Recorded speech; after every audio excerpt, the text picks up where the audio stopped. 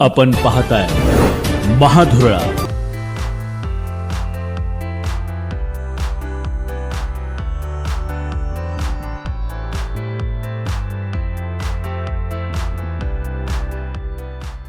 नमस्कार, महाधुरळा यूट्यूब चॅनलमध्ये मी गुरु बाळमाळे आपल्या सर्वांचं मनापासून स्वागत करतोय. सध्या सांगली, सातारा आणि पश्चिम महाराष्ट्रात चर्चा सुरू आहे ती स्थानिक स्वराज्य संस्था निवडणुकीची. कारण पुणे, सोलापूर आणि सातारा आणि सांगली या तीन ठिकाणी तीन नवीन आमदार आता मिळणार आहेत पुढच्या महिन्यात. त्यामुळे आता हे आमदार कोण, महायुती की महाविकास आघाडी? पश्चिम महाराष्ट्रात वर्षानुवर्षे काँग्रेस आणि राष्ट्रवादीची सत्ता आणि बहुमत आणि ताकद होती, पण आता राष्ट्रवादीची विभागणी झाली, काँग्रेस कमजोर झाला, भाजप बलाढ्य झाला. या पार्श्वभूमीवर आता ही निवडणूक होत आहे. महापालिका, जिल्हा परिषद, नगरपालिका मध्ये जे काही नगरसेवक आणि जिल्हा सदस्य आहेत ते आता मतदान करणार आहेत. त्यामुळे आता नेमकं सांगली आणि सातारा जिल्ह्यातला नवीन आमदार कोण याची उत्सुकता आहे. हे होत असताना आणखीन एक उत्सुकता आहे की आमदार सांगलीचा की साताऱ्याचा? महाविकास आघाडी सांगलीला उमेदवार देणार की साताऱ्याला? महायुतीचा उमेदवार सांगलीचा असेल की साताऱ्याचा? आता ही थेट लढाई आहे सांगली विरुद्ध सातारा. कारण साताऱ्यात भाजपची ताकद जास्त आहे, महायुतीची ताकद जास्त आहे. त्यामुळं काही झालं तरी साताऱ्याला उमेदवारी द्यावी म्हणून भाजपची मागणी आता जोर धरू लागलेली आहे. दुसरीकडं राष्ट्रवादीनं सुद्धा मागणी केलेली आहे. सांगली जिल्ह्यात उमेदवारी मिळावी म्हणून सांगलीतल्या भाजपच्या नेत्यांनी फिल्डिंग लावली आहे. त्यामुळे आता उमेदवार साताऱ्याचा की सांगलीचा हे ठरणार आणि त्यानंतर युद्ध सुरू होणार. महाविकास आणि महायुती अंतर्गत युद्ध असेल, भाजप विरुद्ध राष्ट्रवादी. कारण जिल्हा परिषद आणि महापालिका निवडणुकीत एकमेकांना दुखावलेले आहेत या महायुतीचे पक्ष. त्यामुळे हा राग काढण्याची संधी या निमित्तानं मिळणार असल्यामुळं राग कोण कसा काढणार यावरच निवडणुकीचा निकाल अवलंबून आहे. आपण बघितलं की महायुतीच्या वतीनं कोण कोण इच्छुक आहे. मागच्या भागात आपण बघितलं, सध्या तरी साताऱ्यातनं धैर्यशील कदम आणि सुनील काटकर ही दोन नावं पुढं आहेत, चर्चेत आहेत. धैर्यशील कदम यांच्यासाठी जयकुमार गोरे मंत्री यांनी आग्रह धरलाय, त्यासाठी मुख्यमंत्र्यांची त्यांनी भेटही घेतलेली आहे. तर सुनील काटकर यांच्यासाठी खासदार उदयनराजे यांनी आग्रह धरलाय, त्यांनी मुख्यमंत्र्यांची भेट घेतलेली आहे. आणि तिसरं नाव आहे शेखर गोरे. या तिघापैकी एकाला साताऱ्यात संधी मिळाली तर या तिघापैकी एकाला संधी मिळणार हे जवळजवळ नक्की आहे. दुसरीकडे सांगली जिल्ह्यात महायुतीच्या वतीनं इच्छुकांची संख्या फारच मोठी आहे. सगळ्यात नंबर 1ला नाव आहे सम्राट महाडिक, जे भाजपचे जिल्हाध्यक्ष आहेत.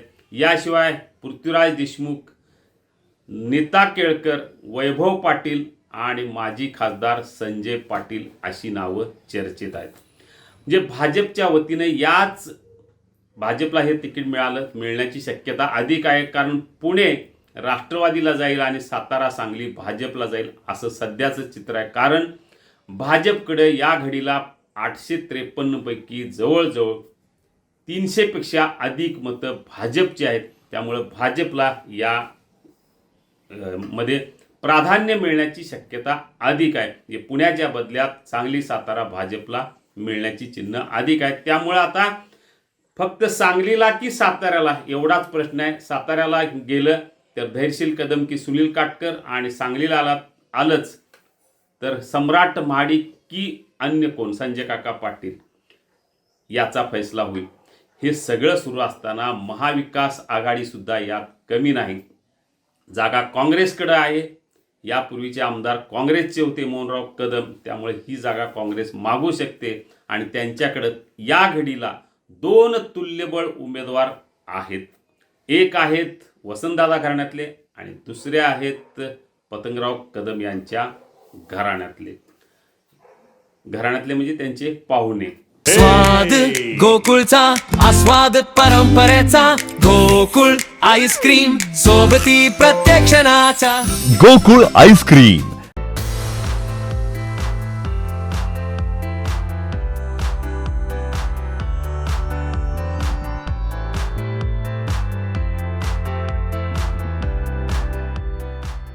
अचानक गेले 2-3 दिवसात एक नाव काँग्रेसच्या वतीनं पुढं आले, ते म्हणजे माजी खासदार प्रतीक पाटील.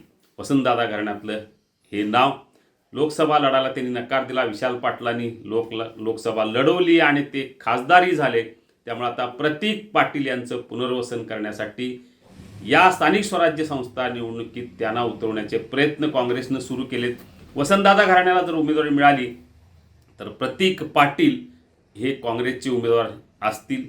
पतंगराव कदम यांच्या घराण्याला जर उमेदवारी मिळाली तर तिथं मात्र महेंद्र लाड यांचं नाव सध्या आघाडीवर आहे. रयत शिक्षण संस्थेचे ते उपाध्यक्ष आहेत, जिल्हा बँकेचे संचालक आहेत आणि जिल्हा परिषदच्या उपाध्यक्ष ऋषिकेश लाड यांचे ते वडील आहेत. त्या महेंद्र लाड हे नाव सध्या पतंगराव कदम यांच्या वतीनं, या गटाच्या वतीनं पुढं आलेलं आहे. कारण विश्वजित कदम यांची निश्चितच ताकद आहे.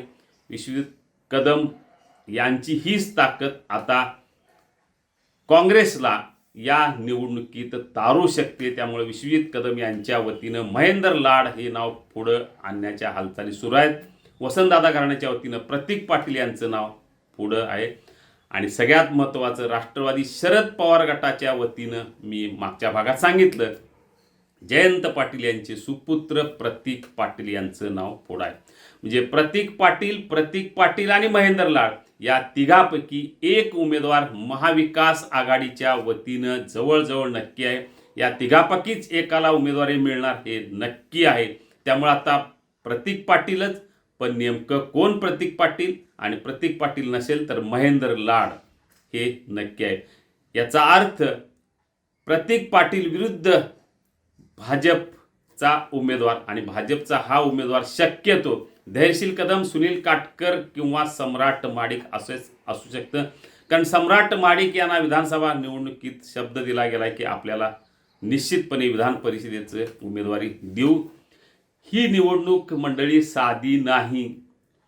काही कोटीत, या कोटीला अंत नाही. कारण प्रत्येक मतदाराला काही लाखात इथं पैसे द्यावे लागतात. यापूर्वी दिलेले आहेत. याला एवढाच खर्च केला पाहिजे असं लिमिट नाही. त्यामुळं 10 कोटी, 20 कोटी, 30 कोटी, 50 कोटी, 70 कोटी, 80 कोटी नुसतं कोटीत मोजायचं आहे. कारण 853 मतदारांना लाखात पैसे द्यायचे आहेत. त्यामुळे एवढा खर्च कोण करू शकतो? तोच उमेदवारी मागू शकतो, तोच निवडून येऊ शकतो. मागची निवडणूक आठवा आपण, त्यामध्ये पैशाचा खेळ झाला आणि मतं कमी असताना सुद्धा काँग्रेसचा उमेदवार निवडून आलेला आहे. त्यामुळे पुन्हा एकदा आता ते होणार का? 2 पैसेवाले मैदानात उतरणार हे नक्की आहे. भाजप ही आपली ताकद लावणार, मुळात उमेदवार लावणार, भाजप लावणार, राष्ट्रवादी लावणार. या सगळ्या पार्श्वभूमीवर प्रचंड चुरस सांगली आणि सातारा स्थानिक स्वराज्य संस्थेत होणार आहे. क्रॉस वोटिंगही होणार आहे. त्याचा फायदा कुणाला, फटका कुणाला हे पाहणं महत्त्वाचं आहे. सांगलीला उमेदवारी मिळणार की सातारला उमेदवारी मिळणार हे महत्त्वाचं आहे. सध्या तरी सांगली आघाडीवर आहे महाविकास आघाडीच्या वतीनं. कारण सातारा जिल्ह्यात महाविकास आघाडीची ताकद नगण्य असल्यामुळं महाविकास आघाडीची उमेदवारी ही सांगलीलाच मिळणार हे नक्की आहे. त्यामुळे आता महायुतीचा उमेदवार सांगली की साताऱ्याचा, दोन्हीकडे भाजपची ताकद चांगली आहे. कारण साताऱ्यात 222 मतं भाजपकडे आहेत, सांगलीत जवळजवळ 95 पेक्षा अधिक मतं आहेत. त्यामुळं सध्या तरी साताऱ्यात अधिक मतं असल्यामुळं साताऱ्याची मागणी जास्त आहे. पण दुसरीकडं राष्ट्रवादी आणि भाजप आणि शिवसेना एक झाले, महायुतीच्या वतीने ही लढाई झाली तर ताकद महायुतीची वाढणार आहे. अशा वेळी महाविकास आघाडी नेमकं कोणाला मैदानात उतरणार हे पाहणं महत्त्वाचं आहे. कारण आमदार जयंत पाटील हुशार राजकारणी आहेत.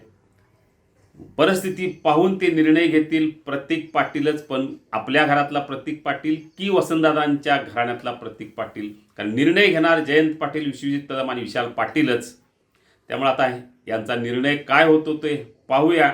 सध्या तरी प्रतीक पाटील महाविकास आघाडीच्या वतीनं आणि महायुतीच्या वतीनं धैर्यशील कदम, सुनील काटकर की सम्राट माडिक की ऐनवेळी एखादं नाव बदल. सध्या तरी तिघांची नावं स्पर्धेत आहेत.